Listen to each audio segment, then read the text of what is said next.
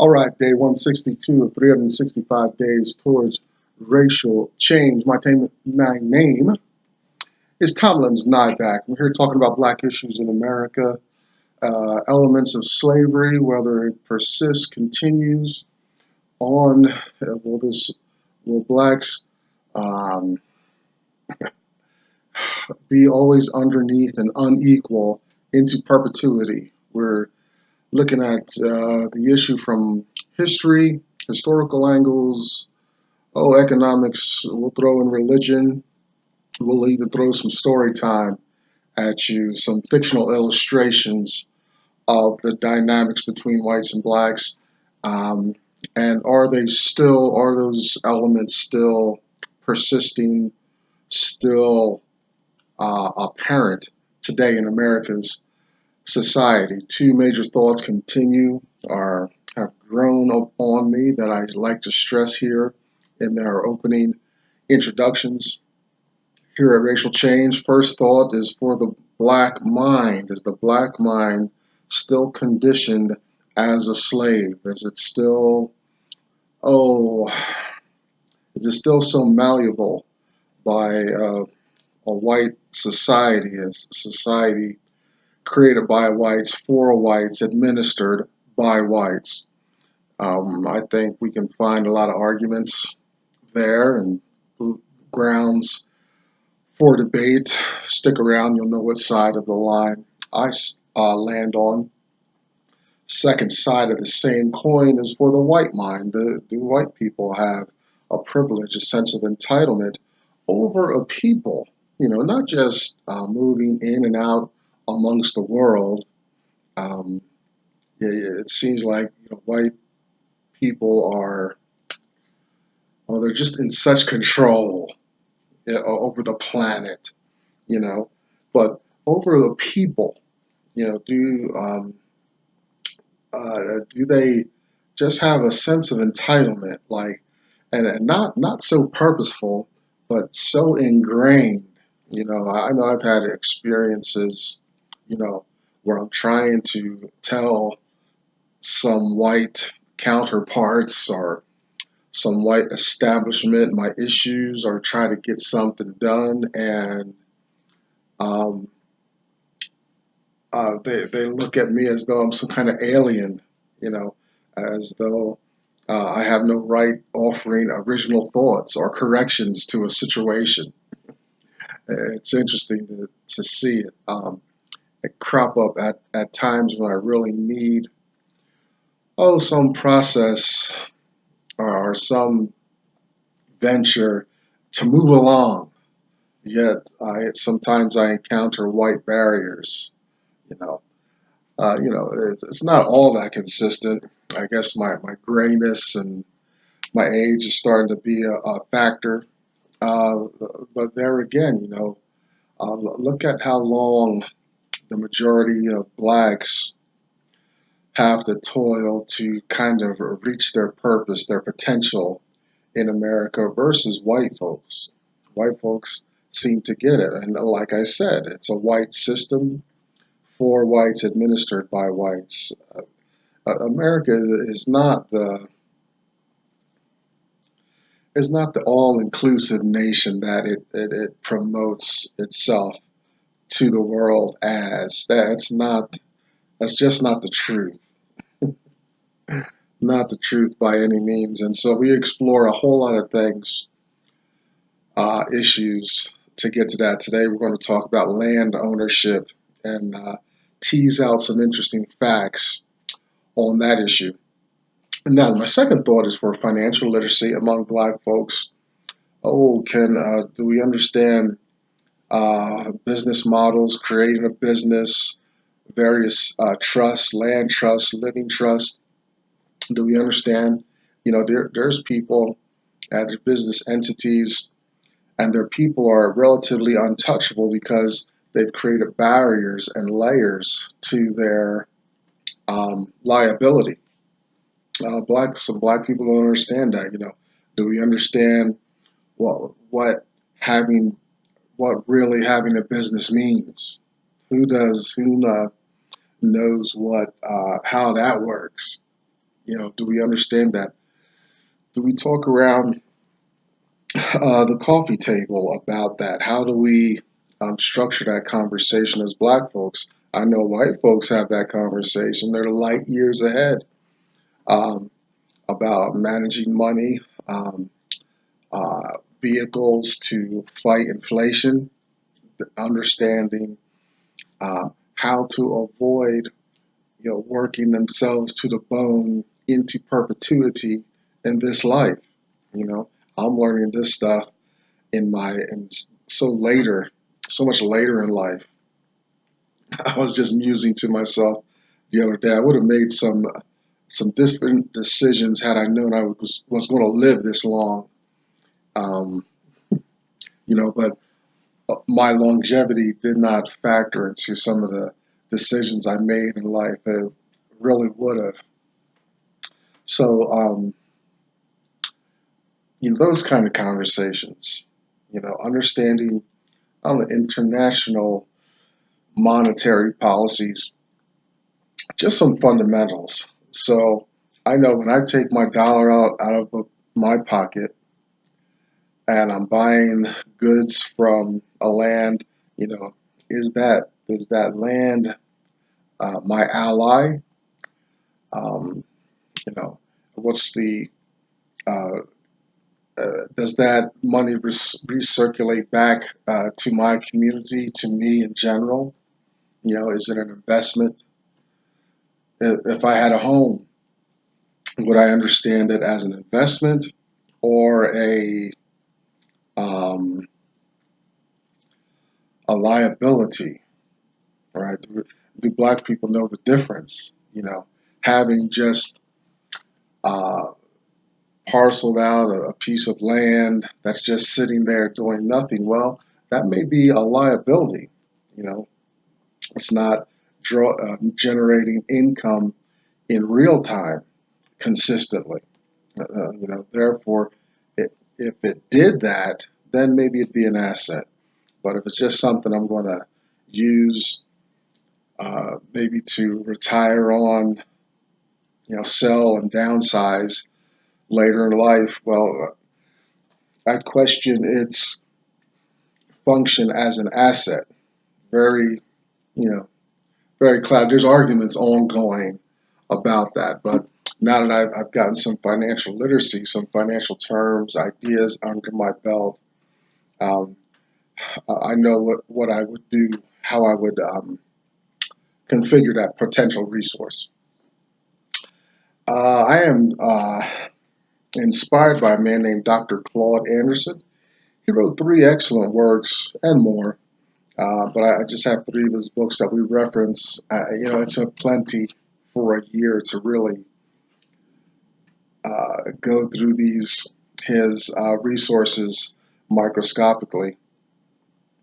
If you get one of his works, I'm going to tell you how and where might be able to get him.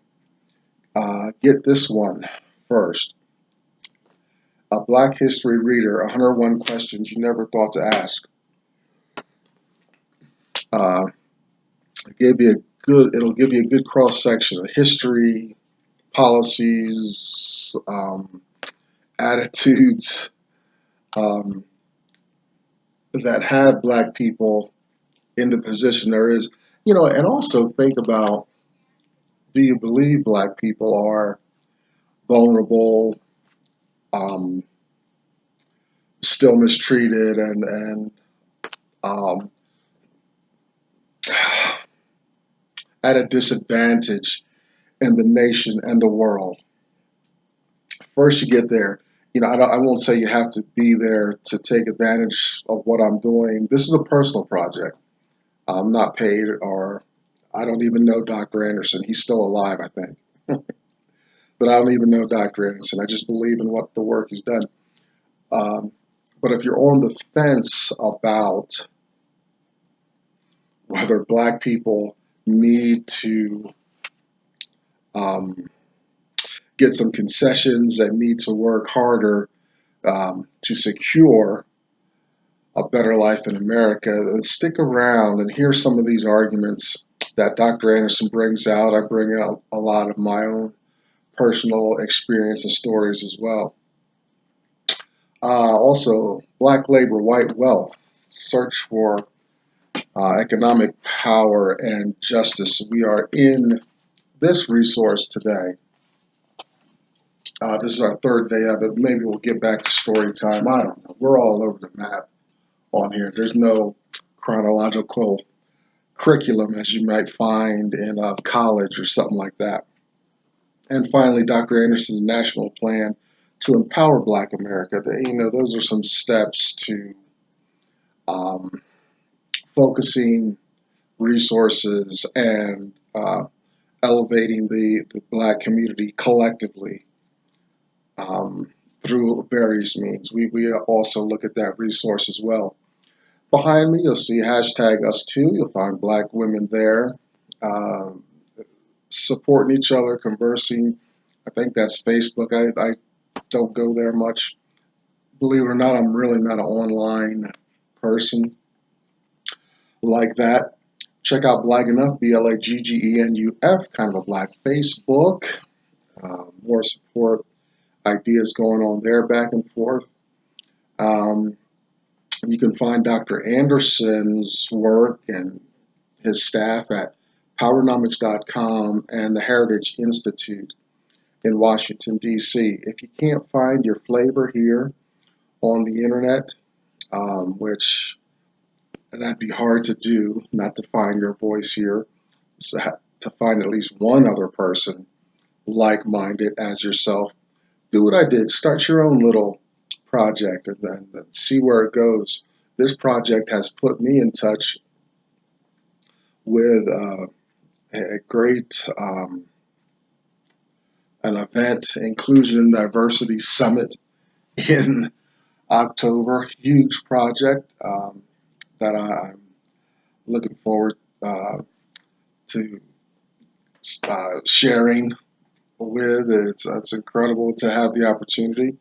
So I'll keep you updated on that. All right, day 162. I entitled it Land Ho. We're going to talk about land distribution, especially we're going to focus in colonial times. And remember that the colonial times, these 1400s, 1500s, on into and after the Revolutionary War, we're talking, 400 years of institutionalized slavery, oppression, exploitation of land and Black people. Native American land here in Americas, Black labor, the slaves from Africa. And the roots are found in those times, and we see how it may impact us today. Excuse me.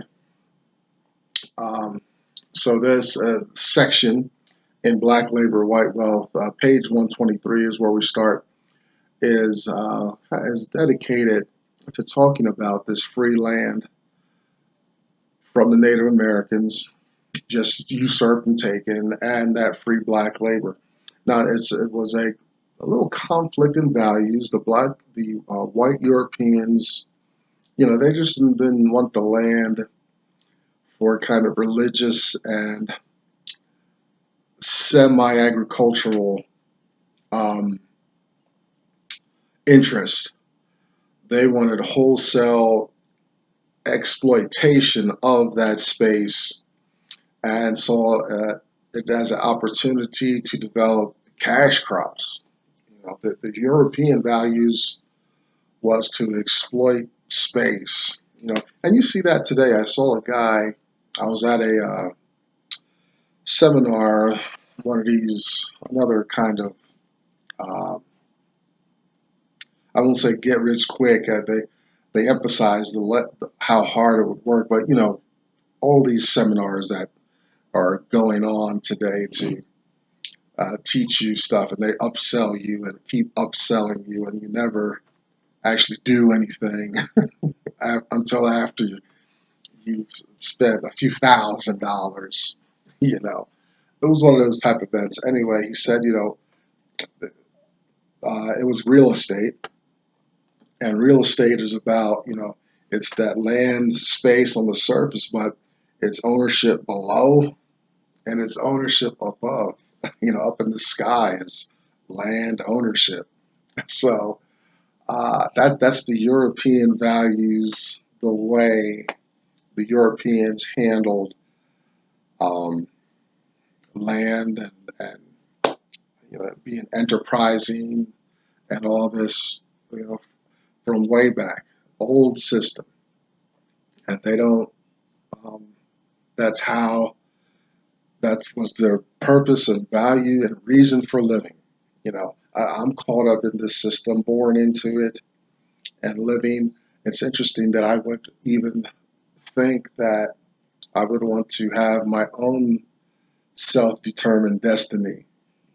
I don't care about their system of ownership, exploitation, large bank accounts, and materials and stuff. I want to play music and think, be with God in a sense, you know. But I'm immersed in the system and I'm compelled to participate um, in a way. Otherwise, I wouldn't participate this way if I really could clamp down and have the control that I would like. But that's how the white European system works. Okay. Way back in the day, the English government and chartering companies as uh, the desire, demand for this new land and labor was ramping up, gave land grants. They give whole communities and people, access to these lands, to develop these lands, with the caveat that they would maintain, some mineral rights probably, get a percentage of um, crops being harvested out of there. Uh, Adam Smith, a guy from way back in the 1700s, comments uh, uh, consistently through his text, Wealth of Nations, about this phenomenon going on. And it moved the land, as we said, the different value systems, from, agricultural sustenance and all that the Native Americans maintained to cash crops. So the Europeans had to hurry up, get the land cleared, secure labor, work the land, bring in crops. It was work, it was activity, and all that. And they just said the white Europeans just wanted to sit back and manage this. We see that in the workplace today. Most of management um, of your secure, larger companies, the place I work for, I'm still a blue collar worker, is managed by white people. It's the same. It's the same idea. We got machines, and there's some automation involved. Manual labor uh, keeps decreasing as we continue to perfect various technologies, but it has not changed the dynamic of the you know how the system is structured. Whites on top, controlling, running stuff, staying clean. Blacks are darker people in the ditches, so to speak, digging the trench, hip deep in muddy water. Yeah, that's the dynamic that continues to this day from hundreds of years ago. That's amazing to me. Somehow, I'm uh, I'm dissatisfied, displeased, complaining, and all that, groaning, but at the same time, it's like, wow, this thing, this machine is still running. Somebody clicked the on switch one day, and it just took off. That's amazing. All right. It gave automatic entry level wealth. We're going to talk about this in just a few moments here. Entry level wealth to the immigrants. I mean, that's amazing. You get off the boat, someone points to your area, get a few slaves, and I'm sure it doesn't take much time, a few seasons to work off any ownership encumbrances to that space and that labor, and that's you know percentage increase in wealth, thousands of percent. You know, uh, and incredible. So automatic entry level wealth for immigrants. Now, you come here in chains, it's a different story. Um, it made an exponential need for labor, though. In the brief notes, I talk about trying to remove a stump as a teenager. What a big mistake. I understand now why stumps, they use grinding machines or burn them out or blast them out, because trees uh, know what it means. Uh, Trees have an idea of the potential of weather. And however trees came to be on the planet, they're well rooted. And, when cars hit them, the tree does not move, right? Uh, and they don't move for a reason, because their roots, they go in deep to a degree, but it's the way they spread out and have that foundation underneath them, right? Um, you, these settlers needed people to clear these stumps.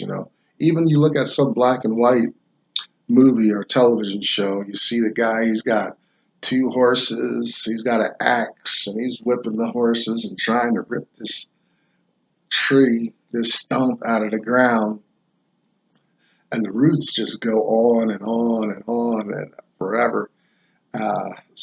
Trees are in the ground very well. Um, so you needed some labor to get that out.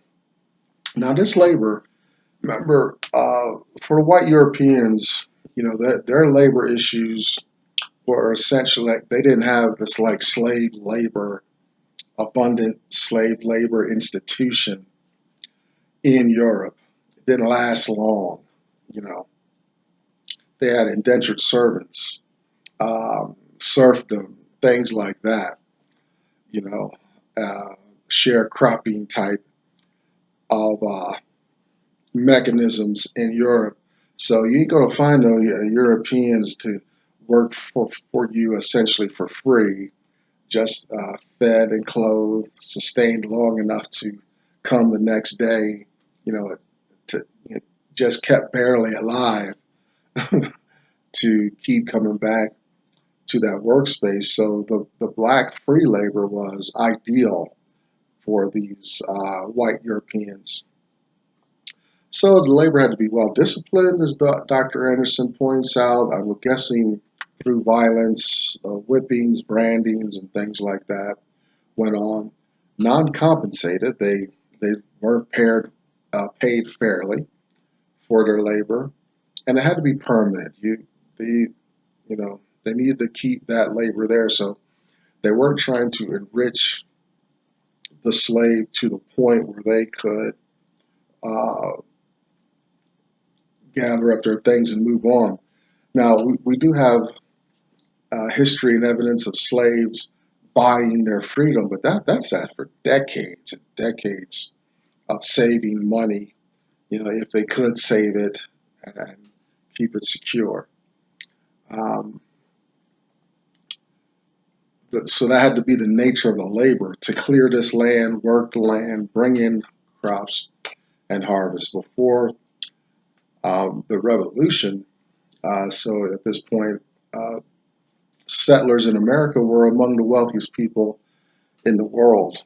That's finally starting to shift. I think we're seeing some wealth being transferred to other nations in other ways. Other things are happening um, with wealth. But back then, yeah, I can imagine if you're getting 100% return on your space, that had to be incredible. So you get lucrative birth of old money in those days happened there in the 16, 1700s. Northwest Ordinance of 1787 um, to entice immigrants to come and get land. This was a westward expansion after the Revolutionary War. Um, we see some of the land grants and the races, I think later on, but at this time, the government was granting these land grants and selling the land at $1 an acre.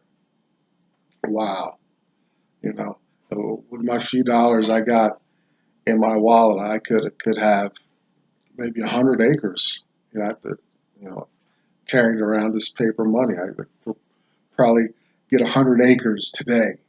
You know, if land was $1 an acre, but they did that. They're trying to populate the new nation, get some people over here.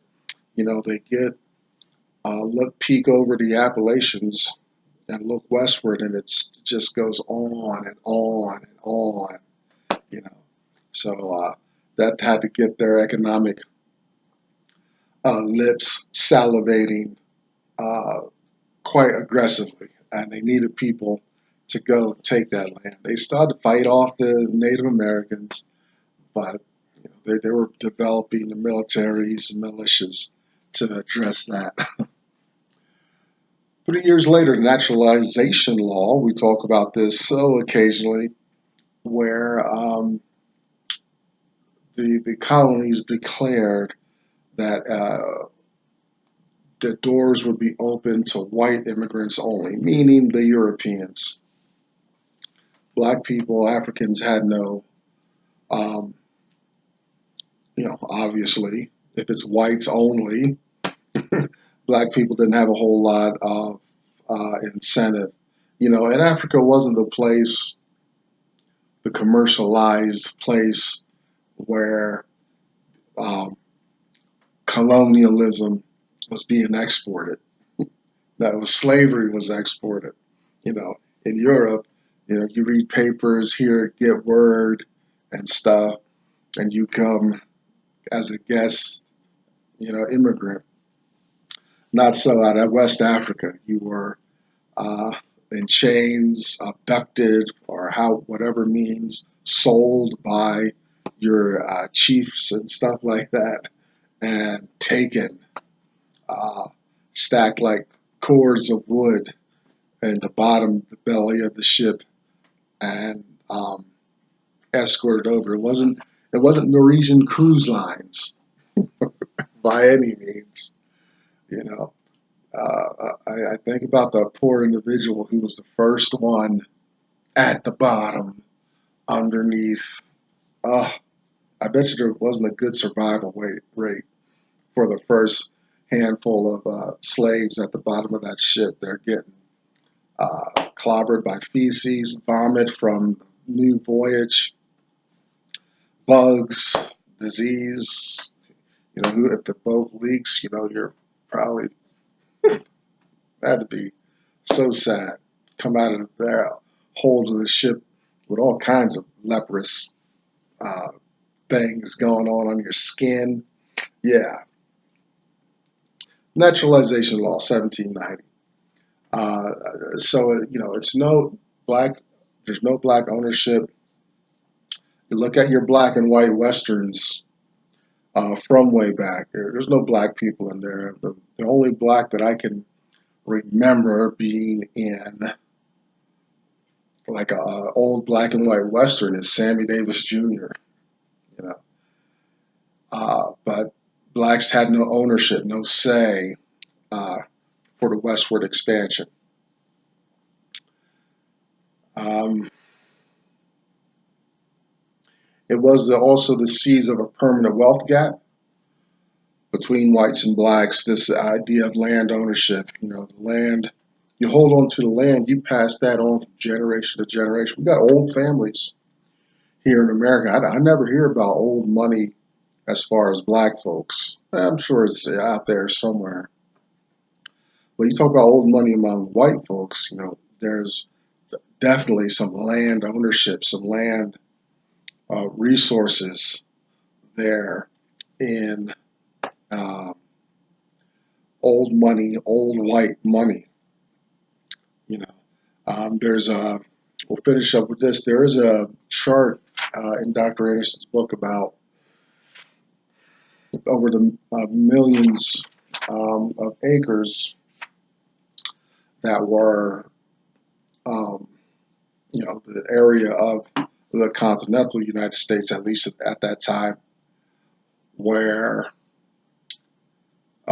there's various allocations. I didn't reproduce the chart or comment much on it, except to say this: blacks aren't on it. There's no black settlement. There's no reserved for black section in America. We were just the tools. We were the agricultural implements to develop the nation through free, uncompensated, compelled labor. And I believe today it still goes on to a widespread degree. Even being incarcerated is a way, is a kind of labor. It enriches white coffers, so to speak. Um, so that's it today. Land Ho is the title for today. I'm Tomlin's Nyback. That's day 162 out of the way. 365 days towards racial change. Let's get together tomorrow and see what kind of trouble we can get into. Bye bye.